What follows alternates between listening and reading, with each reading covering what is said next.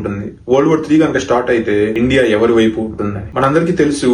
India ఒక neutral country అని. World war కనుక స్టార్ట్ అయితే ఇండియా న్యూట్రల్ స్టాండ్స్ తీసుకుంటుంది. అటు యుఎస్ వైపు నుంచోదు, ఇటు రష్యా వైపు నుంచి. కానీ మనకి అండ్ రష్యాకి కొన్ని ట్రీటీలు సైన్ అయ్యి ఉన్నాయి. వాటిలో India and Russia technology share చేసుకుంటుంది యుద్ధ సమయాల్లో. సో ట్రీటీని ఇండియా ఒబే చేస్తుంది కాబట్టి maybe satellite images, technology share చేసుకోవచ్చు రష్యాతో. అంతేకాని ఇండియా ఏ స్టాండ్స్ తీసుకోదు. కానీ ఇక్కడ మనం అందరం గుర్తుపెట్టుకోవాల్సిన విషయం, చైనా, రష్యా, యుఎస్, ఇండియా లేకపోతే ఏమీ చేయలేదు. వాళ్ళందరికీ తెలుసు ఫ్యూచర్ లో ఇండియా ఒక లార్జ్ ఎకానమీ అవుతుందని, గ్లోబల్ సూపర్ పవర్ అవుతుందని. ఎవరి వైపు అయితే ఇండియా నుంచి ఉంటుందో వాళ్ళకి లివరేజ్ ఎక్కువ. ఒకవేళ బ్రిక్స్ కరెన్సీ బీజేపీ గవర్నమెంట్ లోనే వస్తే, అంటే బీజేపీ గవర్నమెంట్ యుఎస్ ఖచ్చితంగా వరల్డ్ వార్ 3 స్టార్ట్ చేస్తుంది. ఎందుకంటే ఇప్పటిదాకా యుఎస్ సిటిజన్స్ అనుభవించిన సుఖాలన్నీ ఇంక నుంచి ఉండవు. సో ఆ లివరేజ్ ని యుఎస్ గవర్నమెంట్ అసలు ఎప్పటికీ ఉంచాలనుకుంటుంది. సో ఖచ్చితంగా వరల్డ్ వార్ 3 స్టార్ట్ చేస్తుంది. తర్వాత